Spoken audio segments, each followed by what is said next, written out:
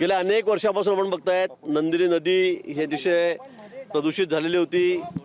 खूप झाडी झुडपं सगळे टाकाऊ वस्तू त्यात टाकल्या जात होत्या आणि त्यामुळे अतिशय विद्रूप स्वरूप या नंदिनी नदीचं झालेलं होतं की त्याचं एक वेगळं महात्म्य आहे, एक वेगळं पावित्र्य आहे.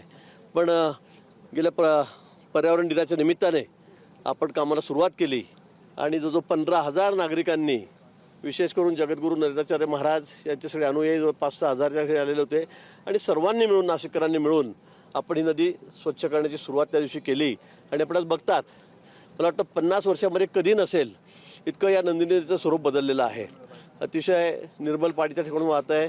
आजूबाजूची झाडी सगळी काढली गेलेली आहे, खोलीकरण केलेलं आहे आणि त्यामुळे जे गावात शहरामध्ये पाणी घुसत होतं तर या भागात आपण पिंपळगाव बौला भागामध्ये कोळीवाड्यामध्ये सारखं पाणी असायचं.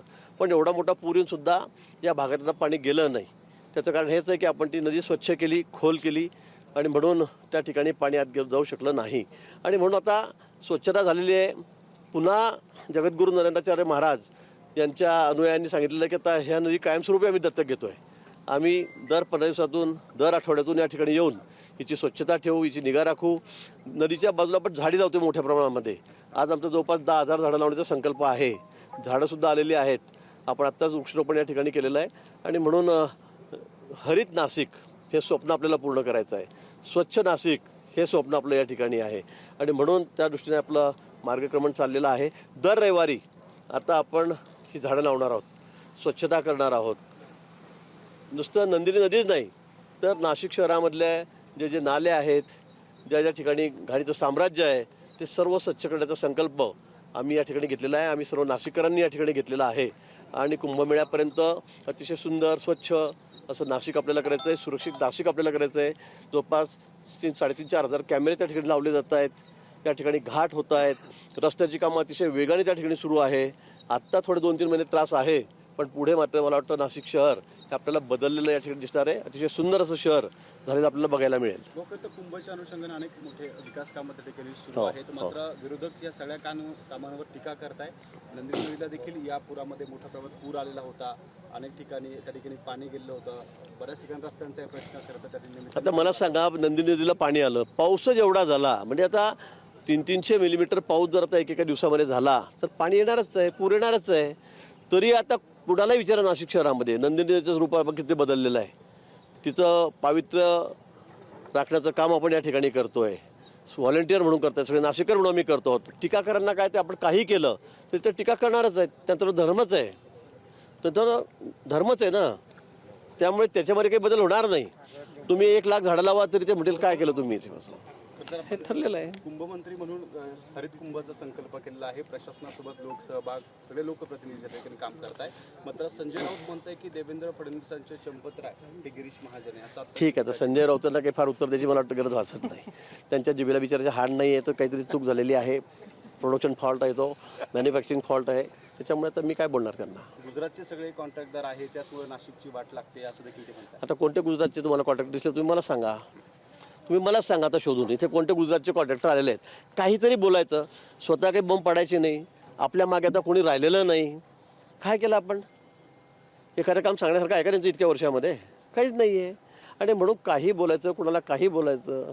अगदी थेट पंतप्रधानांपासून, सरन्यायाधीशांपासून, इलेक्शन कमिशनपासून, देवेंद्रजीपासून, शिंदे साहेबापासून वाटेल ते तोंडातील ते बोलायचं. हा एकच गुणधर्म त्यांचा राहिलेला आहे आता सध्या आणि त्यामुळे त्यांची ही दशा झालेली आहे. आता यापुढे तर हम दो और हमारा एक म्हणजे हम दो हमारे दो म्हणतो आपण, पण आता उद्धवजी, आदित्यजी आणि त्यांचं एक अपत्य. नाशिकमधील देखील ठाकरेंचे जे काही नगरसेवक आहेत ते शिंदेच्या संपर्कात असल्याची चर्चा आहे. ठाकरेंच्या सेनेचे काही नगरसेवक देखील शिंदेच्या संपर्कात असतात. नाही, मला याची काही कल्पना नाही. म्हणजे मी संजय राऊत नाशिक मारल्यास काय वाटतंय? हे संजय राऊत तर सगळेच बिथरलेले. त्याच्याकडे राहिलं कोण आता? त्यांच्याकडे काही नाही. एखादी महापालिका राहिली नाही. 17 पैकी एखादा आमदार त्यांचा निवडून आला नाही. नगरपालिका कुठे त्यांच्या निवडून आलेल्या नाहीत. काय त्यांचं कुठे? आणि भविष्यामध्ये काही दिसत नाही आहे. काय होईल काही आहे थोडंफार 2-4-5-10% काही भविष्य असं दिसत नाही. कारण पक्ष बुडायला हे साहेब आमचे काफी आहेत. राऊत साहेब एका वृत्तवाहिनीला आपण एक मुलाखत दिली होती एका वृत्तवाहिनीला. त्यात आपण म्हणालात की आतंकवाद्यांना मारण्यासाठी मी स्वतः बंदूक घेऊन निघालो होतो, मात्र काळजीपोटी एकनाथ खडसेंनी मला थांबवलं होतं. हो, बरोबर आहे. त्यांना विचारा. त्यावेळेला ज्यावेळेला 26 अकराचा हल्ला झाला त्यावेळेला मी रस्त्यावरच होतो, माझ्या गाडीतच होतो. कारण मी इतके लोक मरतायत बघून माझंही रक्त सळसळतच होतं. आणि म्हणून मी रस्त्यावरच होतो. आपण म्हणजे आता खडसे साहेबांचा माझा किती वाद असला तरी खडसे साहेब मला सांगतील की वस्तुस्थिती काय, ते तर खोरे बोलतील की माझ्याबद्दल, असं नाही आहे. आता गिरीश महाजन हे मुख्यमंत्र्यांच्या शर्यतीतले आहेत असं देखील खडसे म्हणताय. अजिबात लहान नाही. माणसासोबत मी संघर्ष करतोय. अजिबात नाही, अजिबात नाही. खडसे साहेब शर्यतीत होते. पूर्वी खडसे साहेब शर्यतीत होते, त्यामुळे मुख्यमंत्री मीच आहे ते म्हणत होते आधी. मी कधीच म्हटलं नाही आणि मी त्या शर्यतीमध्येच नाही. त्यांनी एक असा गौप्यस्फोट देखील केलाय की भाजप प्रवेशासाठी मला अमित शहानी फोन केला होता म्हणून. काय ते त्यांना माहीत. मध्ये यावं. ते त्यांची लाईन डायरेक्ट हॉटलाईन आहे वरती दिल्लीशी, त्याच्यामुळे आपल्या मधल्या लोकांचं काही ते तेच म्हणाले की माझा डायरेक्ट हॉटलाईन आहे, त्यामुळे आपलं किरकोळ लोक आहेत, आपण छोटे लोक आहेत, आपण त्या बाबतीत न बोललेलं बरं. माजी खासदार विनायक राऊत त्यांचा मुलगा नगरसेवक गीतेश राऊत यांच्या विरुद्ध गुन्हा दाखल झालेला आहे. सुनीनेच हा गुन्हा दाखल केलेला आहे. माझा मानसिक छळ वगैरे. नाही, मला कधी झालं मला माहिती नाही.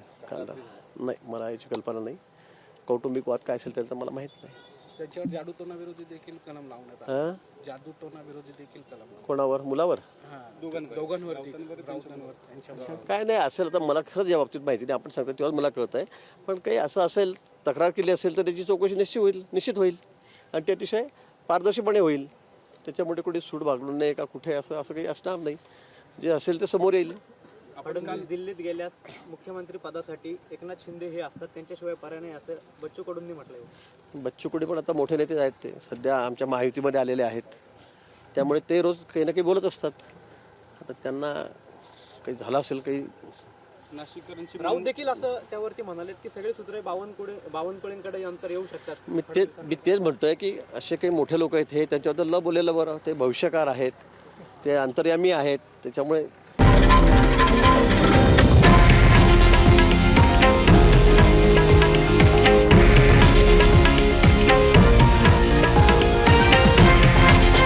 हे आहे देशातील नंबर 1 न्यूज नेटवर्क आणि आपण पाहत आहात TV9 मराठी, एकमेव.